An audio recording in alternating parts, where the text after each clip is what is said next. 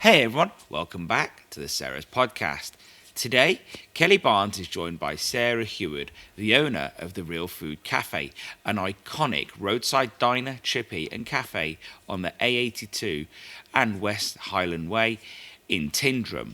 It's the perfect pit stop for travellers heading to northwest of Scotland or exploring the stunning landscapes of the Highlands, Loch Lomond and the Trossachs. It's open 7 days a week. The Real Food Cafe serves up freshly made food all year round. According to this episode, only closes at Christmas, sourcing high quality ingredients from Scottish producers, while they're famous for their award-winning fish and chips. The menu also features hearty breakfasts, soups, burgers, traditional fish and chip shop dishes. They've got options for vegetarians, vegans, and of course, celiac customers. And let's not forget they do expertly brewed coffee, best enjoyed with a slice of homemade cake. The cafe is dog friendly, offers outdoor seating, and even has EV chargers for those making a stop for their journey that just need a little juice. Sarah founded the Real Food Cafe in 2005, transforming Derelict Little Chef into a thriving independent business. I am very proud to say that Sarah is a new regular contributor to the Ceres website. So if you fancy reading her articles, do jump over to our newsfeed. That's www.ceres.shop/blog. You'll see all the articles there. Her first article was fantastic. I'm really looking forward to the next ones. And, it's really great to have some different opinions being put out there. So we hope you enjoy reading those. At Ceres, we know that understanding your numbers is a key to success, and that's why we have built a powerful suite of business calculators to help you break down your costs, track margins, and maximize profits. Because the fact is, if you don't know your numbers, you're flying blind. These tools give you clarity so you can make some smarter business decisions. So take control of your business today. Visit www.ceres.shop and start running the numbers. Now, let's talk about what truly defines Ceres, and that's our natural batter mix. From day one, it has been the foundation of who we are, crafted with not one but two British premium flours and a unique blend of raisin agents to deliver the perfect balance of crispness and texture. The fact is, nobody wants a batter that's hard and crunchy. We don't want biscuits or cornflakes without milk. We've refined ours, the natural batter mix, to be light, crisp and consistently perfect. What makes it even better? It's unseasoned, giving you full control to own the seasoning or boost your fish with our pre-dust number 2, 1 or 3, which really boosts flavour and adhesion separately. Whether you run a takeaway, a restaurant or a delivery service, our natural batter mix adapts to any operation without artificial flavours, without artificial colourings, and definitely without artificial or any preservative, shall I say. Proudly grown, manufactured and made in the UK using 100% British wheat. It supports local farmers and aligns with our commitment to sustainability. Are you ready to take your battered fish to the next level? What are you waiting for? Get yours today with next day free delivery at ceres.shop or order from your favourite wholesaler. If you want industry insights, special offers, competitions, join our mailing list. The link will be in the show notes. That's enough from me today. Let's dive into Kelly and Sarah talking about Sarah's journey behind the Real Food Cafe.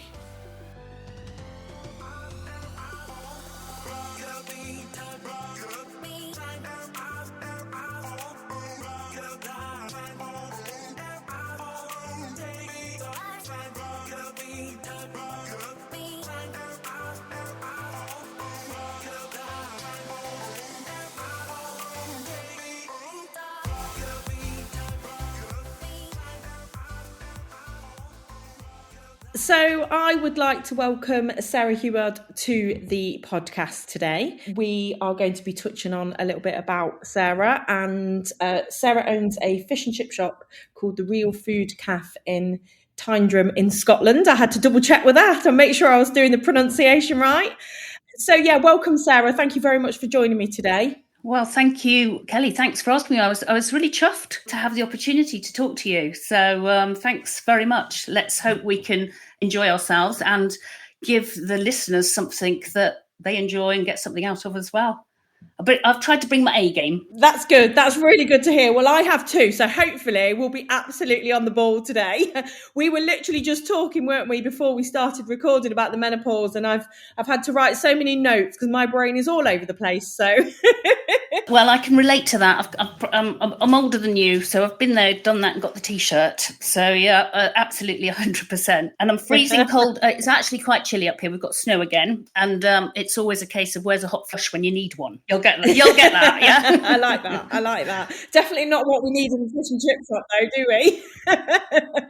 So, Sarah, I want to go right back to the beginning, right back to sort of when you were younger and where you grew up, and really kind of what, where you were when you were younger, and how did you get into this wonderful world of fish and chips that we're in now? Well, I never intended to go into fish and chips, to be honest, but I always loved fish and chips. So my earliest recollection of fish and chips was being taken to the chippy on the way home after our swimming lessons as kids. So it was usually a Wednesday night, and after school, Mum would take us to the swimming baths, and then it was always like, we couldn't wait. We were starving, and we couldn't wait to get to the chippy to get our fish and chips. If we were lucky, we could eat them in the car on the way. So there were, but if we weren't, if she was in a bad mood, we had to wait till we got home. So it's always been a real, it's always been a favourite. I love food and I love eating fish and chips. I went to school. I didn't do great at school academically. I was supposed to kind of teed up for going to a university and doing dentistry. But in all honesty, that just kind of made my blood run cold. I'm not particularly academic, I don't think.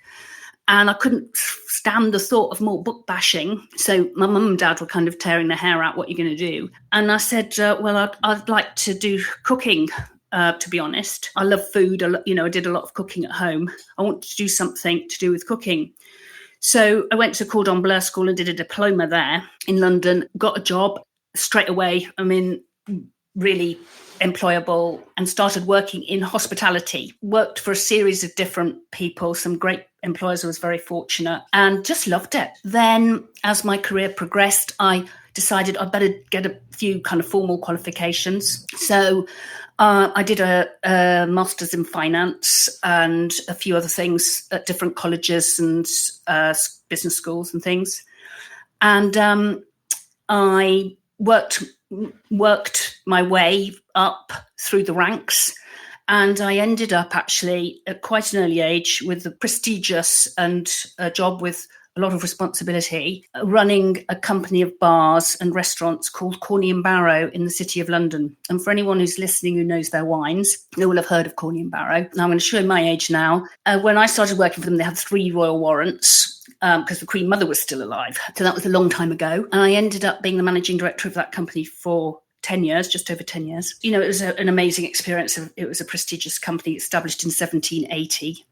I was the first woman to be on the board of the group holding company. And I ran these bars and built them up from 4 places to 14. And how old were you then, Sarah? I left when I was 40. Wow. So I did the job basically from 30 to 40. So I just decided that 40 was just before I was 40. 40 was kind of looming large. My then partner was working a lot overseas. Our life was really hectic. It was really full on. We didn't see much of each other. And he was Scottish, and we had a holiday home in Scotland. And my parents lived in Oban. My mum is Scottish.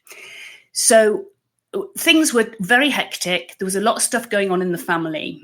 And when we, by chance, happened to see a Derelict Little Chef for sale in Tyndrum, which is a very small place with a population of 150, and it's remote, the kids here going to secondary school go on a 100-mile round trip every day. And we have staff accommodation. We have to accommodate a lot of our staff. But when we saw this Derelict Little Chef for sale almost 20 years ago to the day, we thought, oh my God, we could buy that. We could do something with it. I mean, it was a spur of the moment thing, thinking we could buy it and do something with it. But it wasn't totally random in terms of our lives and our lifestyles and where we were within our kind of lives. That in our journey, in our careers and things. My husband, my partner's husband, Steve, he was working in oil and gas. So he said, yeah, I could work out of Aberdeen. You could do something with that. Cut a long story short, we ended up buying the freehold. I said to him, well, we need to get a bank in Scotland, a Scottish bank. Let's go and see a bank manager. So we went to a bank and met a lovely bank manager. This was in the days, 20 years ago, they had bank managers. And she was... not so much anymore. Absolutely. But look, listen to this. Listen to how I looked at. I mean, she was a fabulous lady, Isabel McIntyre. I owe her big time. So I rocked up to the bank in my, Corny and Barrow clothes. So a Ralph Lauren suit with a Gucci handbag over my arm, and business plan tucked under my really the business plan, kind of proudly presenting it to her for my concept, which was artisan bakery with coffee shop.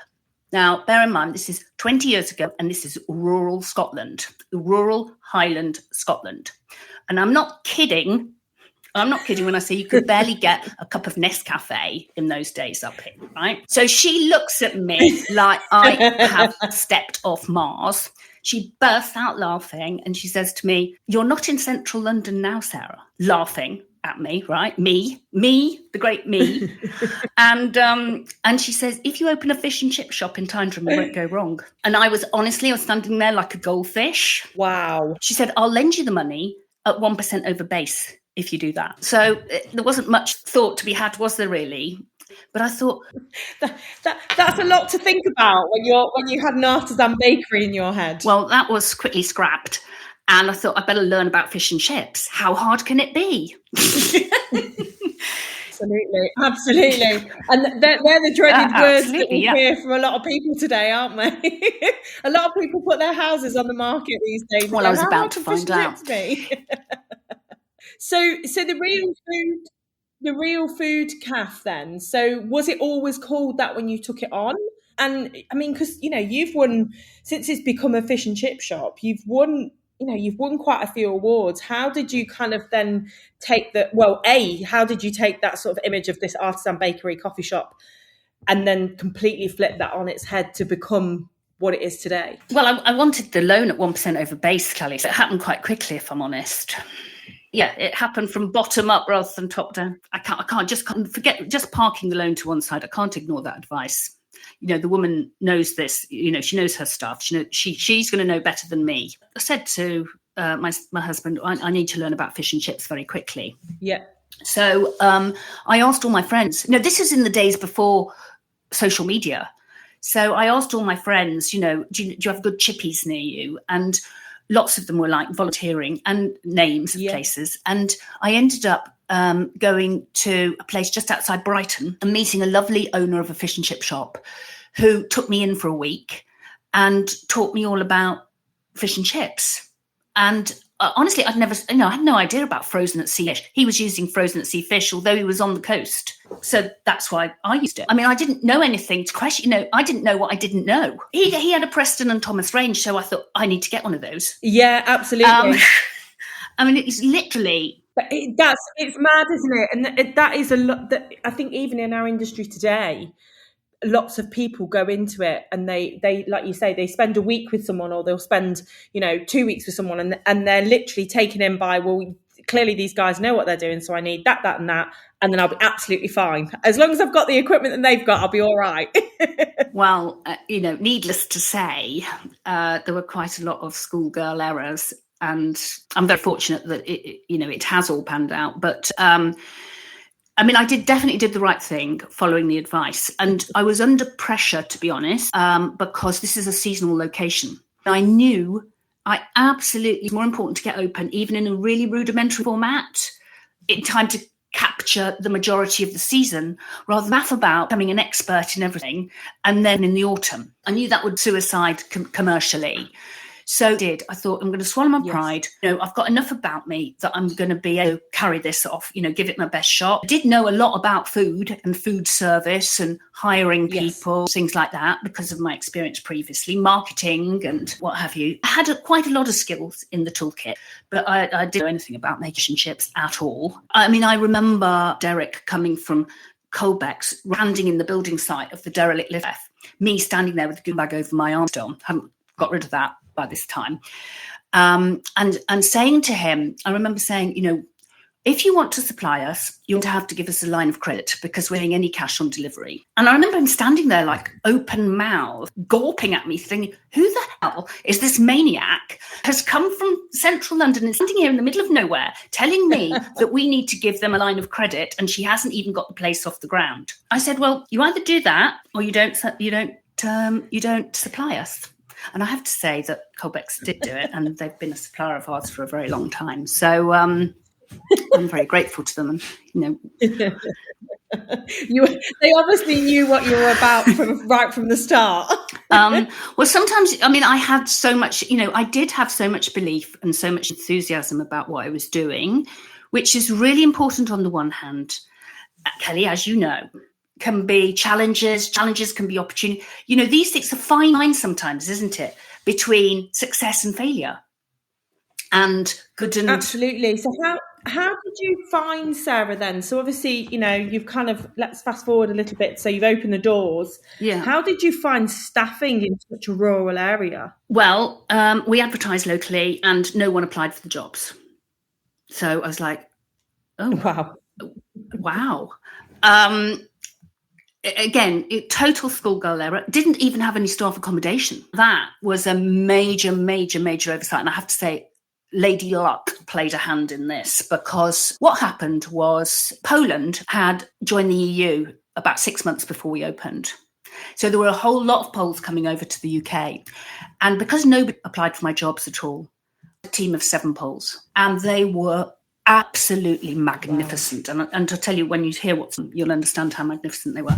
But I didn't have any accommodation for them. Holy shit, where are they going to sleep? I look back on it, I just think, oh my God, how did I even do this? I went to a van park and I got them to rent me 2 statics and they lived in there. Now, now, there's all kinds of legislation around that kind of thing. Just would not be able to do that. I'm sure that some people probably do it. There's no way we would do that. But that's what happened. And then got to buy a house. And there aren't any really houses. There hardly are any houses here. So it's not that easy. I went to somebody who lives in the village who had a house, quite a large house, which I'd seen was empty.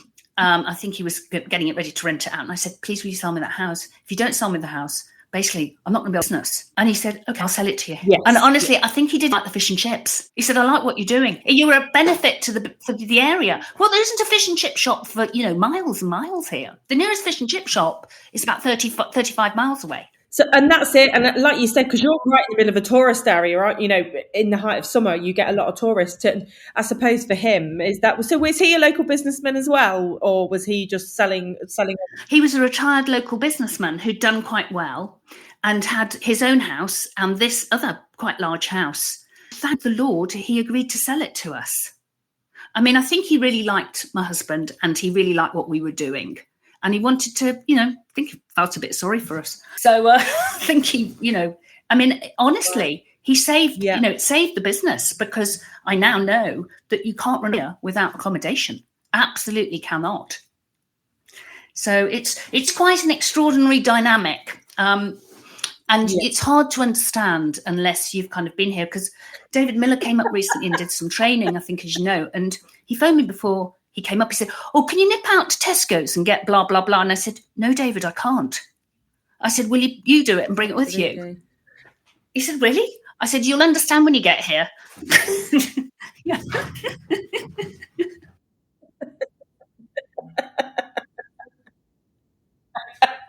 So it's a once-a-month shop.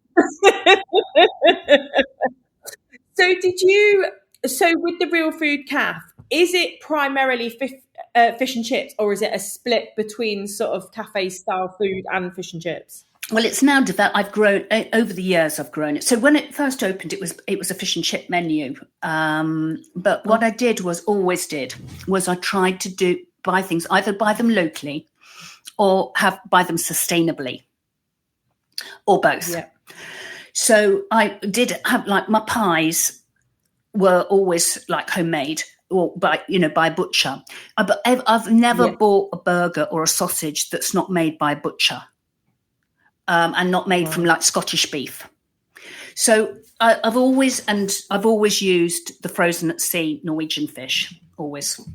So really that quality for you has been from day dot, has been sort of the real ethos and sort of baseline of your business, really, ensuring that you've got that quality from and locally sourced. Yeah, that's been one of our... Do you think that's what makes it more attractive for people who then come to the area as tourists? I think so. I mean, I think it puts some people off, without a doubt, because what it does is it validates my pricing.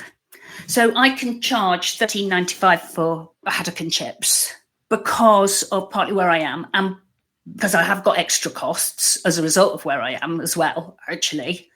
Providing a car park, providing accommodation, providing toilets. I mean, I have to provide toilets for the customers because we're in the middle of nowhere, etc. Yes. But also because we've pitched it at this, it's all about quality, sustainability, and local sourcing.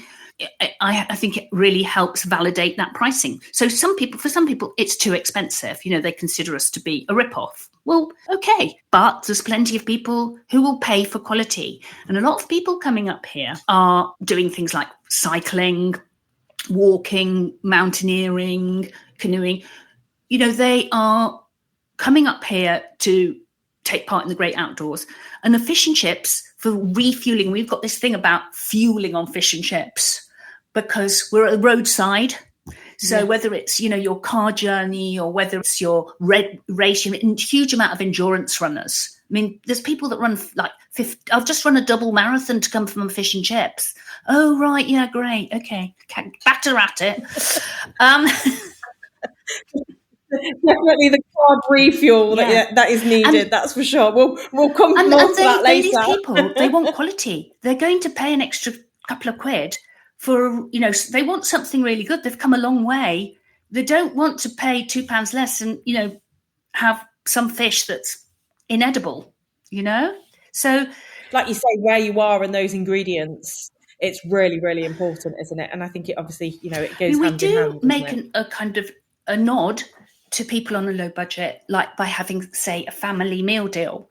So for $47.50, you can have 2 standard haddock and chips, 2 kids' meals, and they come with drinks, and a cup of tea or filter coffee. So basically, it's a family meal for 4 basic drinks. But we hardly sell any of them because everybody, we hardly sell any. Really? But it's a great thing to have when people say, "Oh, you're such a rip-off." We're like, well, actually, we don't think we are. No, and I think for nowadays, under 50 quid for a family meal of 4 with drinks, sat down in a beautiful location in a beautiful restaurant, it's actually not that more expensive at all, is it? With change. And there's also a school of thought, Kelly. I mean, there's a lot of discussion about pricing, and I understand that most people have direct competition down the road, and this whole business about some of them not paying any VAT is that's wrong. Because you're not playing on a level playing field there. I feel that we sometimes are a bit too sensitive about pricing and criticism for being expensive. I mean, at the end of the day, the public don't think twice about paying 30 quid for a steak and chips. A fish and chips is another quality prime piece of protein with chips. Actually, there shouldn't be much disparity between those two, in my opinion. No, I absolutely agree, and I think there's a lot of I suppose there's going to be even more conversation, not to go down the political route, but I probably will ask about national insurance and tax later because I think it's a topic that people want to hear how everyone else is dealing with it. But we literally touched on it yesterday in the podcast, which hopefully you'll hear in the next few days, and we touched on the fact that we're still selling this premium product that people will quite happily pay 40-50 quid for pizzas that are just crap really, and there's nothing to it, and yet here we are selling this quality product from really basic ingredients. And I still think it's that shouting about that value for money is so important within our industry. And being proud of what we've got as a product, and facing off a certain degree of criticism for being for being expensive. I think we can justify it on the basis of, the quality that we've got. But I think I was doing took part in the discussion at the Seafood Summit the day before the Fish and Chip Awards. What an event that was. Wow. Because that took place in the Fishmongers Hall on London Bridge, and that's just absolutely spectacular. This was hosted by the Norwegian Sea Fish, and it was fantastic. And I had a very little part to play in it. But the point I was making this point that actually, in my humble opinion, there's a whole kind of the fact that fish is going up in price is in a way an opportunity for us to reposition fish and chips. But we can't do this on our own. And I think sea fish, they are conspicuous by their absence. Where the hell are they in the fish and chip industry? Because the fish we buy, you and I buy, we all buy, must contribute a significant amount to their income every year. And when you look at, I went onto their website and had a look at their main aims and objectives. When you compare those with the similar levy body that represents the farmers, beef, pork, lamb, dairy, a whole lot of their aims is around communication with the public, education for the public, education for the industry. But we don't get any of that. And that seems to be wrong to me. Absolutely. And I think, it seems since COVID that they've just disappeared off the face of the earth, and they just seem to, as we literally had, again, we sort of touched on this yesterday, and I think we all kind of felt the same, that actually some of that money needs to go back into our industry. We're a huge part of playing, we're a huge part of the fish and chip industry is a huge part, and we're contributing to that, and we're not getting anything for it on any level. And like you say, we're producing this amazing product, and I just think that we need to see more from them. And I think it would be great if they reached out to us, and even if their campaigns came back. I think we talked about the fact that in 2016 they did Seafood Week, and fish and chips played quite a big part in that. We just haven't seen anything really since that. That's nearly 10 years ago. It's just flown by. Yeah. But yeah, we're just not getting anything from it at all. Yeah. So that's probably one for the NFFF to look at, and a coordinated campaign to get them to bring them to the table somehow. But these things, they don't happen fast, unfortunately. But there's an opportunity with fish prices going up right now for us to reposition. That's what I feel. I'd like to talk about go back to the Real Food Cafe, and like you've just touched on the fact that you were at the awards last week, so that's very exciting. We unfortunately couldn't attend this year, which is quite disappointing. So you've won numerous awards: Field to Fryer, Quality Accreditation Champion, Fast Training, to name but a few, and that's just within our industry. I know you've been recognised outside of the fish and chip industry as well. So what made you, kind of going back to the beginning, how did you hear about the awards? What sort of prompted you to enter and go down that route? And why would you encourage other people to go down that route? I guess in a nutshell, that the process of entering the awards over the years, and it started when it was Sea Fish doing it. We've been doing it for quite a lot of years, and it started with us learning about the quality accreditation, then called the Quality Award, and wanting to do that. So that was our first kind of taste of any kind of auditing. Because I was new, I'm an incomer to first generation fish and chipper, I'm always keen for us to improve. I want the business to keep improving, every year. We got involved with that, and then we learned about the awards, and I'm fairly competitive. Yeah. If you believe that, you believe anything. I like that. Yeah. I'm reasonably competitive. And so an award, yes, let's have a look at what's involved here. And we started to enter them, and it's really disappointing when you don't reach the position that you want to reach. But you learn so much from it. You might not get the result you want, but invariably you will learn things from the process. At least we have. And the whole awards space is really crowded. I don't know about you. You must get, we get inundated with different opportunities for this award, that award, what have you. And we're really quite picky about what we enter, because if you're going to do it properly, it takes a hell of a lot of time. And never mind the money, going to London from here is not cheap. The hotel, buying tickets, doing this, that, and the next thing, it all adds up. But as well as I do, that our time, Kelly, is the most valuable thing that these businesses have got. Absolutely. We are the gold dust, aren't we? Very much so. And if we are, we need to really be very careful about how we spend on our time and our management's time. And it's really time consuming entering these things. And there's no point in entering them in a half-assed manner, to be honest. That's just a waste of time. No. So when people say it's free to enter, that's absolute rubbish. It's not free to enter. Not if you're doing it properly. Absolutely. To date, it's really been valuable for us. It's been valuable in terms of our learning and our learning journey and trying to improve our standards continually. It's been valuable in terms of staff motivation. And actually, sometimes if you don't get what you want, and understanding why you don't get what you want, that's also valuable. I think the quality of the feedback is crucial. I've had a bit of feedback from we entered 2 categories, and I've had some feedback from one of the categories we entered. We didn't get on the shortlist. And it's kind of generic feedback. And that's not very helpful, if I'm honest. And I was quite surprised. The awards themselves are, it's a dazzling, fantastic event. I personally love it because I know lots of people, and it's just that once a year chance to say hello. I wish it was like a 3-day event so we could chat and learn more about each other. But, the podcasts are also giving me the opportunity to do that. I've loved listening to, this backstories, people's backstories that you never learn. I loved Lauren Kellaway's that you did.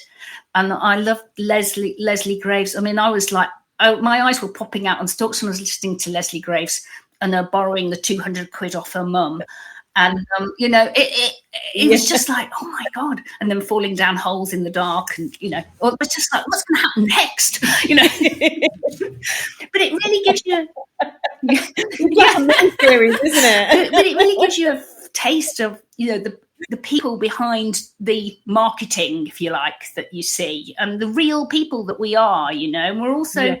I mean, that's one of the great things about the fish and chip industry at the, the top tier.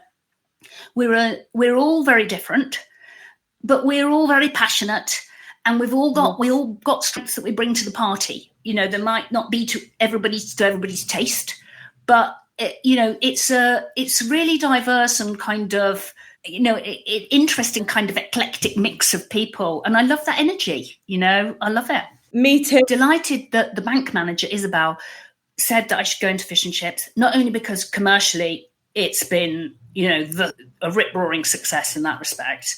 So I owe her, but also personally, I really love it. And I don't like being critical of it at all. Actually, I feel kind of disloyal being even finding a little bit of criticism, because I want the whole business industry to thrive, to be honest. I think it's exciting, isn't it? I've not been part of any other industries. I've been doing this since I was 17. So I think for me, what it's given me, and I think what it gives a lot of other people, and the great thing about it is we never stop learning.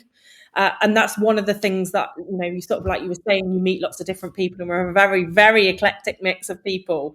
And we've all got sort of quite different niches in different ways. And I just think we can never stop learning. That's what I love about it. Yeah. And just the passion, from everybody. And if you ask people, when you ask people, invariably, they'll say, yeah, come and see me.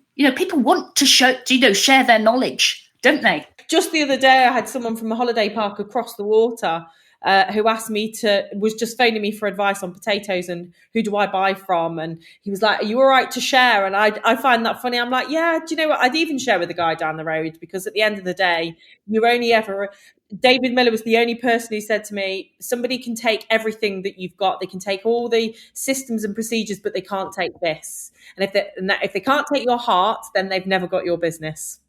And that stuck with me, really, from from meeting David. So what I wanted to sort of go on to next, yourself and Alan, you're both from quite corporate backgrounds, aren't you, really, I suppose, hospitality-based but corporate. How do you think that background kind of obviously you said you've got a huge toolbox from marketing and, finance and all those bits and pieces. How do you think that you've managed to kind of interweave that into that fish and chip world, if you like? Well, it's quite a challenge, if I'm honest. Because it's a big change going from working in corporate world. I mean, I wasn't in huge, he was at IBM, which is huge corporate. So it's a bigger change for him. And he wasn't in hospitality, and he's not passionate about hospitality like I am. So it's quite a challenge. But I mean, me at Corney and Barrett had departments of HR and marketing and different to lean into. And then you find in your own small business, you're everything. And that is a real challenge, and it's taken a long time. This has been a journey. It is a lifestyle thing for me. But it's taken a long time for me to be able to get to a position in my business where I can enjoy doing podcast, this kind of thing with you. I can take time out to do a lot of community work, and industry and community work, actually. And I do that because I want to do it. And that's where I'm talking about. It's part of a lifestyle thing to me. I don't do it to win an award. I do that because it is the part of the very essence of me, and therefore the business. And I think actually people come to the business because they identify with that. You and Alan are from quite sort of corporate backgrounds, hospitality. You mentioned that I know that sort of Alan's some IBM, so very, very corporate. What do you think the pros and cons were coming from that sort of corporate background into fish and chips? If we just take it coming from that background into running our own small business. Yeah, this fish and chip skills were a whole nother challenge, because obviously I didn't know them, and I was trying to become a fish and chip expert quickly, and that's a lot to try and do, and it doesn't happen overnight, as you know. But that aside, it's a huge difference. And in corporate, I was in kind of relatively small but well-established corporate. He was in big corporate at IBM. You've got all these resources behind you, departments for this, that, and the next thing, finance, department for HR, department for marketing, blah, blah, blah, blah, blah, legals, the whole lot. And the money, it's all established. But of course, when you start your own small business, you are everything. And that goes back really to the point of we, as in the leaders, you, me, and other leaders listening, we are the most valuable asset that our businesses have by some margin. If you were to think not what we pay ourselves, there's a big disparity, I would suspect, between what we pay ourselves and the value of ourselves to the business. But, we have to spend our time very wisely. And when you start the business, for me, I was doing everything. 7 days a week, absolutely everything. And gradually, as you build it up, I've been able to employ more people and step back a bit in different areas. But, things don't always pan out the way you want them to. Things go wrong, and you've got to be ready to jump back in at any time, really. It is all about putting process and structure in place, building solid financial foundations, and then finding and retaining talent. These are not small or easily done tasks. They are things that, for us, have taken years. And I've chosen not to open more shops. I've chosen to run my business to grow what I've got here. And I've still got aspirations to grow it further still on this site. I think there's more capacity for us here potentially to diverge my time into doing community and industry activity and service, really. So, for instance, I started a charity, a local charity called the Tyndrum Infrastructure Group, and have led a campaign to raise a significant amount, actually, of public money to build a desperately needed bit of infrastructure in the form of it's a very advanced disabled toilet facility. It's more like a kind of clinical room, actually, for people that can't transfer from a wheelchair onto a toilet. It's called a changing places toilet. I'm very kind of personally invested in that because my dad was very, very ill. He had a degenerative neurological illness. So I understand the needs of people that are very very badly disabled, and felt very passionate about that. So I led a campaign, it took 7 years.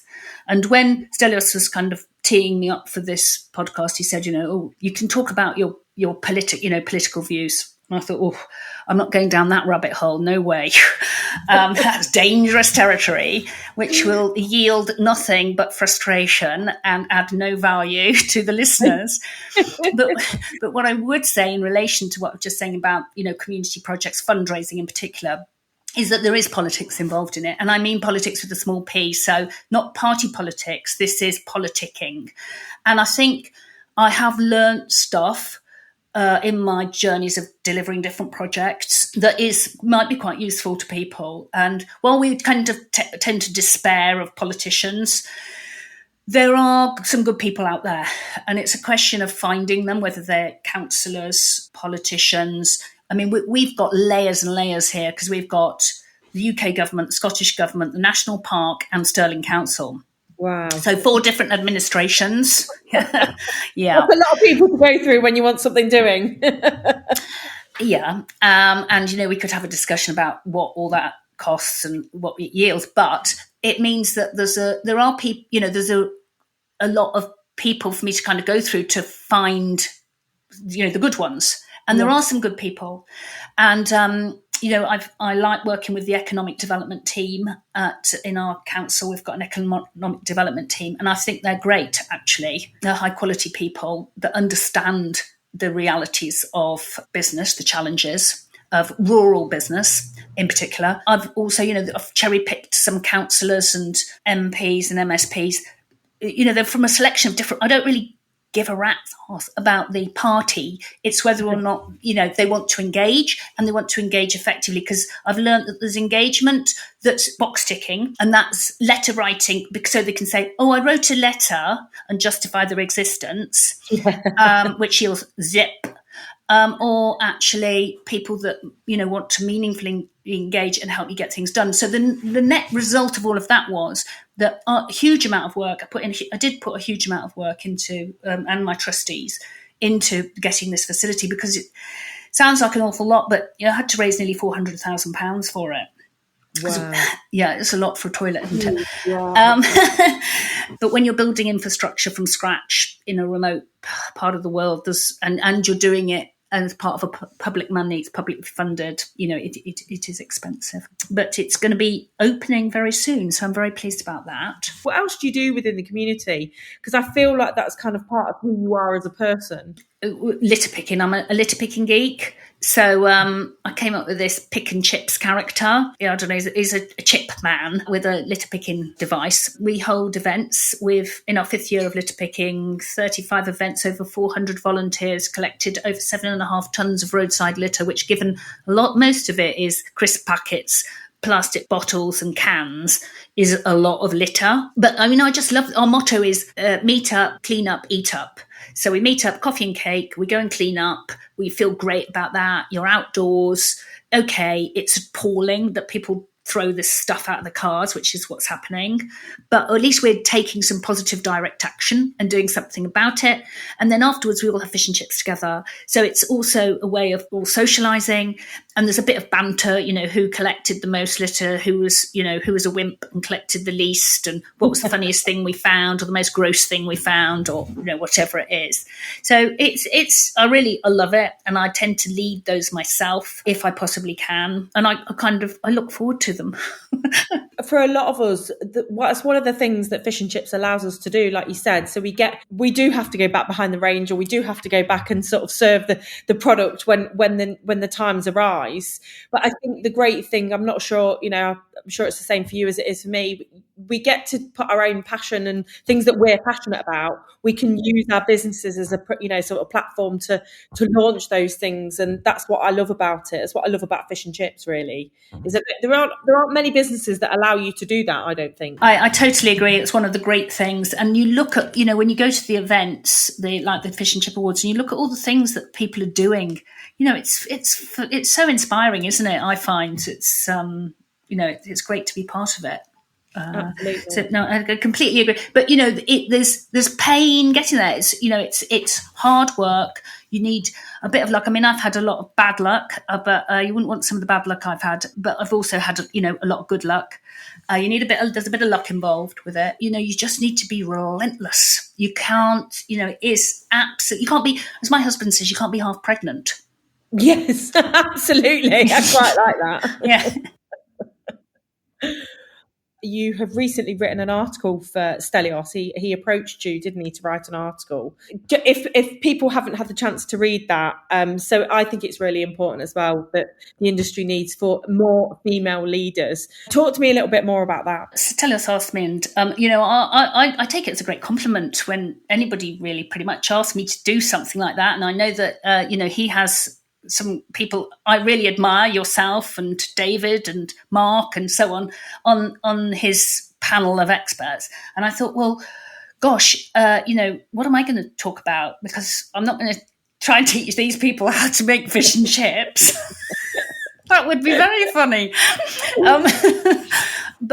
So I kind of thought about it, and I thought, well, one of the areas as a business that we're really very engaged with and focused on, partly, to be honest, because of our location and the challenges with getting people to work here, is building our employer brand. So being an employer of choice, I thought potentially may have something to add in this space. I thought I'll think about what to do. And I should add that actually it's worth mentioning that both in 2023 and in 2024, the business made it to the caterers' prestigious list of the 30 best places to work in UK hospitality, which, given when you look at that list and you see the names on there like Gleneagles and the Savoy and, places like that, you're like, oh, what's this place? I can guarantee that we're the only fish and chip shop in the roadside diner fish and chip shop on that ex-Little Chef on that list. It's great to be on it. And that's all part of building our employer brand. So I thought, talk about people and, that will also help to build my employer brand. But it's something I'm very passionate about and may have something to add. So I kind of fixed that in my head and discussed that with Stelios, and he said, yeah, that's great. Fits really well with the rest of the team. And then I said, then suddenly I realised I knew it was International Women's Day coming up, and I thought, quick, I need to write my first article. So it was a hell of a rush, I have to say, getting it out. I don't normally do things in that much of a rush, but I wanted to get something out for that. So I do feel quite passionately. Previous to that, I've written to Andrew about it because I do feel quite passionately about women in fish and chips. And, just being, as I said in the article, at the Fish and Chip Awards, you look down that list of the outstanding contribution and it's just Briar that's on that list. And you've got like 15 names, I think, about 14, 15 names there. And you look around the room and there's a lot of women there, you know. And it's like, whoa, hold on. What's happening here? And why are they not gaining that recognition along the way? In our business, it's quite hard for us to recruit women, actually. And that's partly because of our location, because women seem to be less keen on coming to live in staff accommodation for whatever reasons. So we get a lot more guys applying. We just do. Maybe because of our rural nature and things is a fact that we get a lot less applicants. I'm not advocating at all for positive discrimination. Personally, I think that's a disaster. Yeah. Things have got to be done on merit. But what I do find with the women we have working for us is invariably they have less confidence than their male counterparts. And they may be more competent, actually, but they still have less confidence. That's really interesting, isn't it? It's interesting what you see. As a woman, I completely agree. I read that you've gone into applying personal coaching to support your team. I guess that's your whole team that you're supporting, not just the women within your team. Yeah, a whole team. And it's not me supplying it. The business is supplying it. So we have a third-party contract. We pay for a third-party contract, professional coach. We've got various coaches working in our business because I have a coach myself. Alan has one, and he has the same coach as me. And she coaches us separately, and she coaches us once a month together, which is always interesting. Then the senior team have a different coach because it would be a conflict of interest for all of us to have the same coach. And then Alan himself is also qualified as a coach. So he coaches the rest of the team. And we have group coaching for the team and individual coaching for the team. So there's a mix of options there. But yeah, I mean, and the other thing we've done is we've been kind of flexible on job roles and hours to try to entice more talent in. And we do that for male or female, to be honest. It's really worked in us getting a couple of women that we wanted in. So we've tailor-made almost the positions and the working, the amount some of them that were doing some work from home and some work at the cafe. We've kind of got a mix there going on to be able to attract them to work for us. And what we did with one of them was, she was working for us already on a subcontractor basis. So doing a bit of, more than a bit, actually, quite a lot of working for us, but on a consultancy basis. We offered her a job to come on board. She was obviously, because it was a big change wrestling with that. So we said that, without any kind of strings attached, we'll pay for some coaching sessions for you to help work through that thought process, because we want it to be right for you. Yeah. I mean, obviously we wanted her to come, and we would have been disappointed if she hadn't. But there wasn't really, I didn't go with the expectation that she'd definitely come, but she has come. It's quite niche, isn't it, to be in I think first of all, to be in a position to be able to bring coaches into your business for your team and for yourselves. I've personally done life coaching, so I thought I was going to bring it in for my team, and I ended up doing it myself. And I realised, I was like, oh, no, it's actually me that needs it, not anyone else.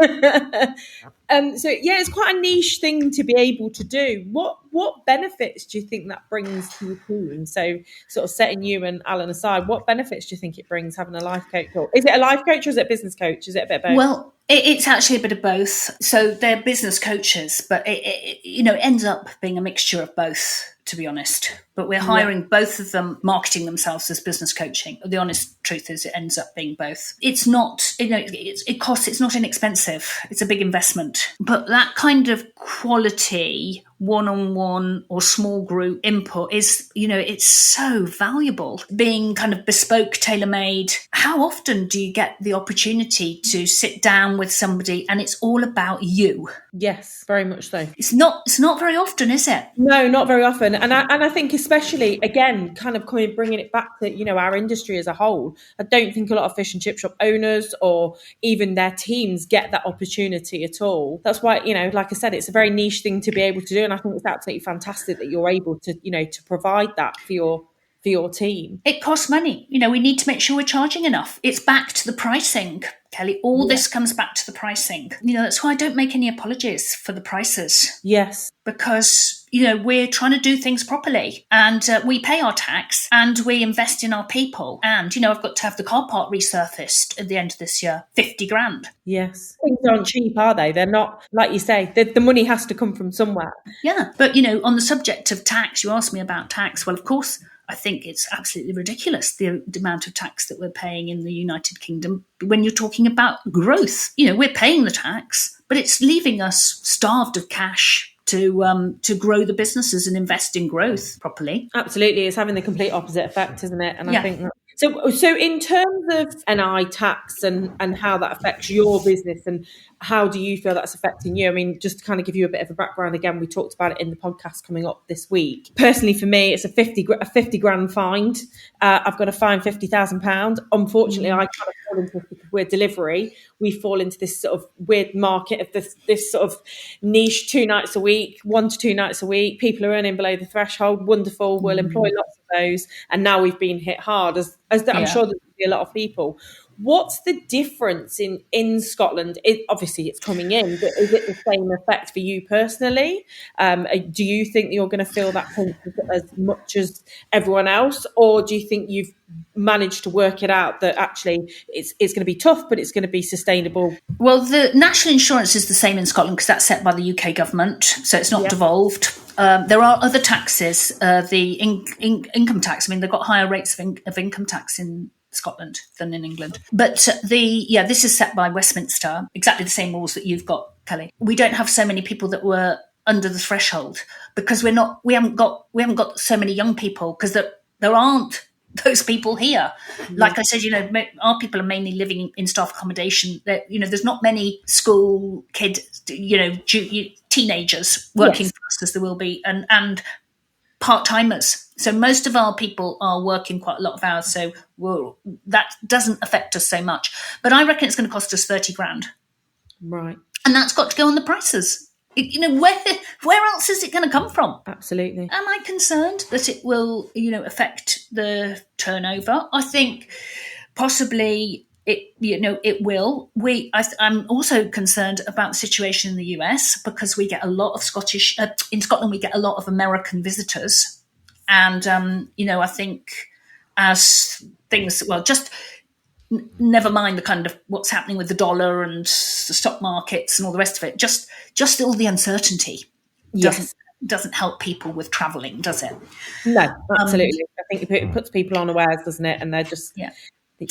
So my feeling is we've got to put it on the price. And if the business slows down, we've got to be ready to act. I mean, that's one thing as a small business, is we can be nimble.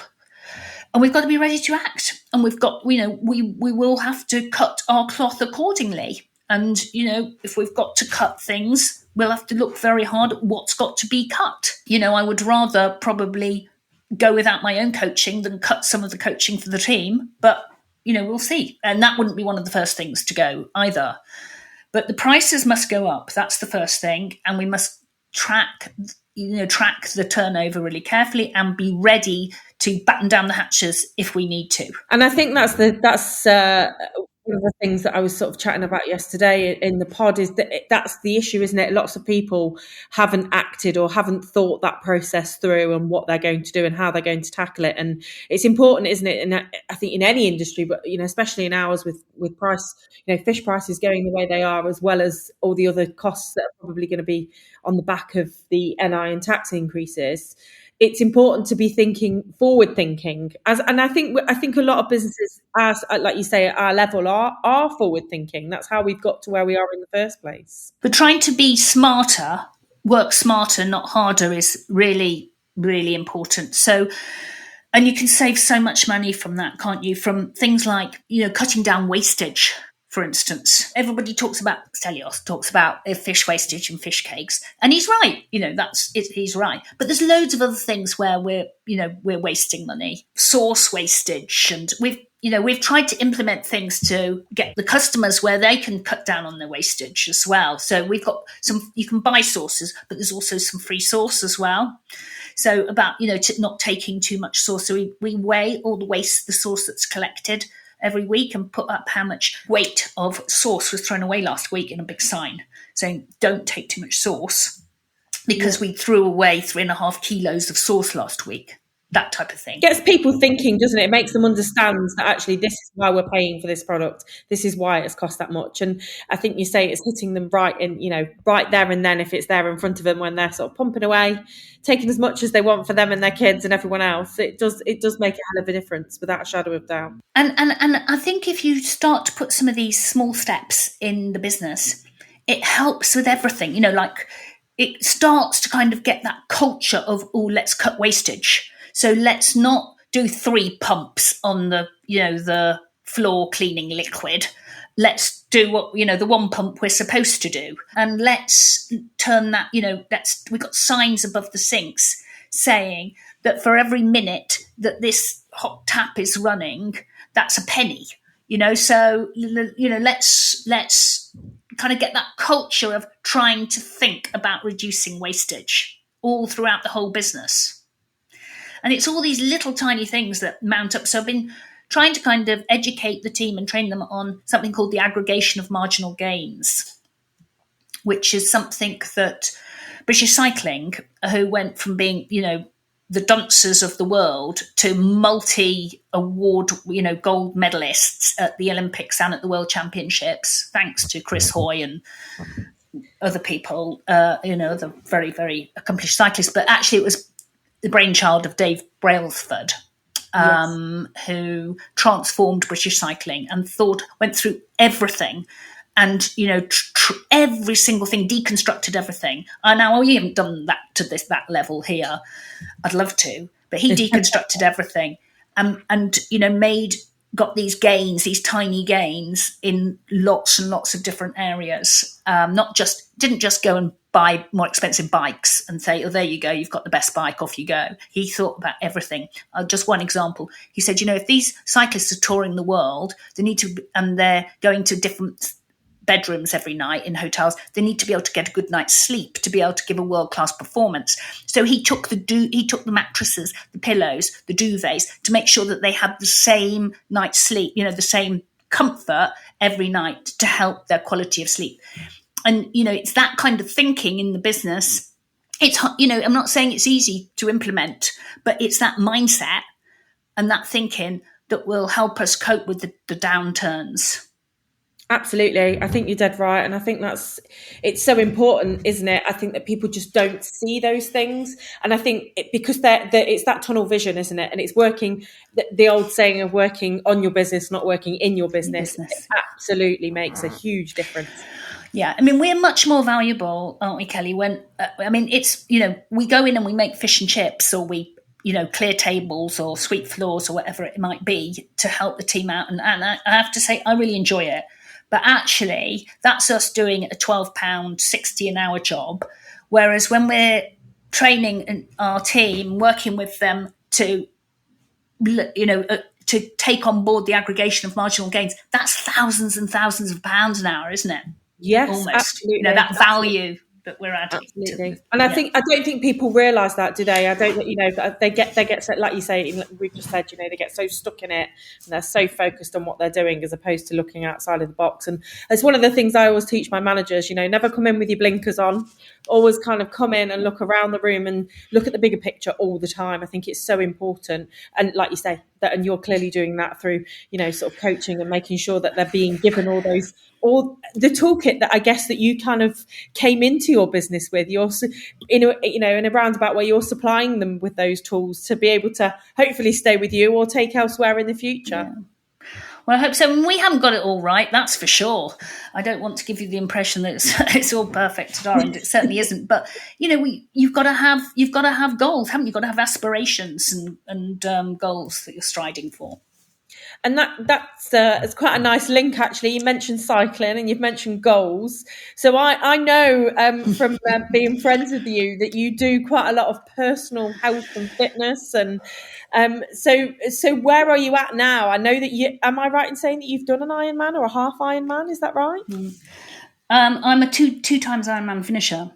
That's absolutely. Well, I did notice your necklace. I even said to Stelios when we had a break, I was like, pretty sure she's got an Ironman necklace on there. It's a fantastic achievement. Thank you very much. How do you think that helps in your business? Like, how do you, because a lot of people just want to be able to do these things and they just think, I haven't got time. And, if you're anything like me, actually, that gives me so much time sitting on a bike for hours. How do you feel it helps you as a person? Yeah, I mean, it sustained me, to be honest. Without it, I would have burnt out because, I do just work, work and work and work. And that becomes really quite not only kind of counterproductive, but it actually becomes quite dangerous.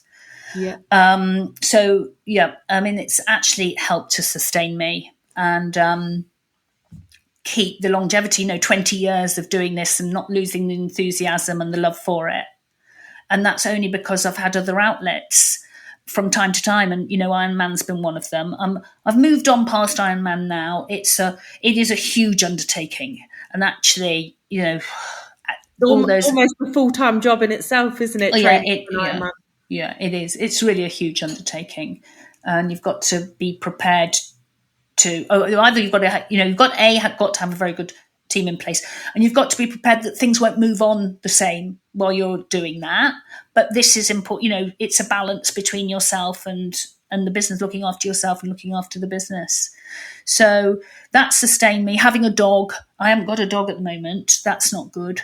But having a dog is really healthy and good for me, I think, my mental health.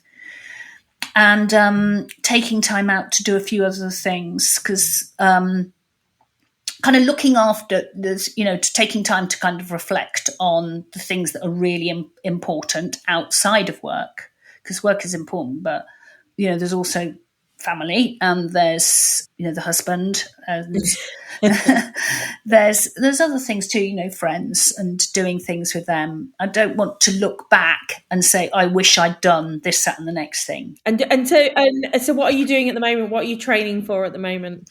Well, I'm training for high rocks, actually. Have you heard of that? I know exactly what that is. I think it's fantastic. It's on my list. I'm a half marathon training at the moment, but the high rocks is on my list. Well, the half marathon training will be really good for high rocks. You will love it. You will absolutely love it. It's, for those that don't know that might be listening, it's circuit training racing, and I've done one event and I'm entered to do another. So I'm really into it, and I love the fact that it's much more like an hour and a half to 2 hour event than a 12-hour event. Absolutely, it's something you can do on a Sunday morning and still be back in time for Sunday roast. Yeah. And very well earned Sunday roast as well. That's what I love about it. Exactly. Yeah, exactly. So what's next for the Real Foodcast, Sarah? Like, what are your sort of plans for the next 12 months? Well, I would say that my plans generally, I mean, we need to build a bit of capacity. We've been struggling with being extremely busy, and there's been too much on the staff, too much going on in too small a space. So we need to build capacity to cope a little bit better with our existing operation. And I'm putting some things in place to kind of help do that without compromising the quality of things. Because one of the options is to start buying everything in. So we home make a lot of stuff. Obviously tartar sauce and mushy peas, but we also home make soup, and because we have, we're open breakfast, lunch and dinner 7 days a week. Just to kind of put a bit of scale on it. We're open breakfast, lunch and dinner 7 days a week. We only close for Christmas and essential maintenance. We can serve nearly 2,000 people in a day on the busy days. We should turn over this year 2.5 million, nearly almost net. So, yeah. I mean, I want to take it up to 3 before I hang up my pinny at some point, but there's no, I'm not looking to do that anytime soon. So building capacity, I want to reach, by the end of this 2025, the end of our 5-year litter picking, I want to get to 10 tonnes of litter collected, and I think that's achievable this year.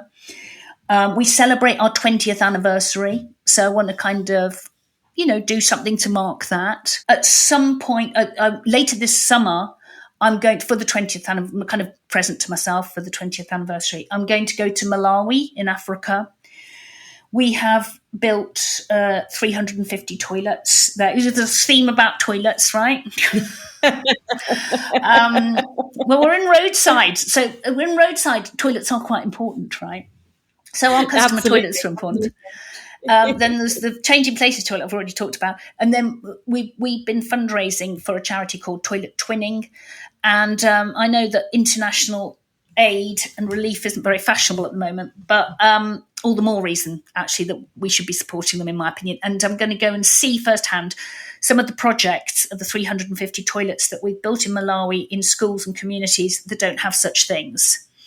And I'm also meeting a couple of other charities while I'm out there, sponsoring a girls' netball tournament, because there's not a lot of sport for girls out there, and doing a lecture at Mzuzu University to the tourism students. So quite a lot going on in that trip. And I've never been to a country as poor, anything like as poor as Malawi. So I think it will be a real eye-opener to me. And I'm really feel very privileged that at my time, my age, I'm going to go and do something that I've never done before in my life. It's going to be a massive learning curve for me. And I hope also rewarding, and give me, it'll be I hope it'll be the first kind of step, and I'll be going back there again in the future. So that's coming up. It's a big thing for me personally, and I think the customers will be interested in that. At some point I want to write a book, but I can wait a bit for that, about the whole story, because there's a lot we haven't touched on that's happened here, because as you know, I lost my first, the husband, Steve, that I opened the business with, and had to cope with him dying very suddenly and then unexpectedly, and all the aftermath of all of that was horrendous.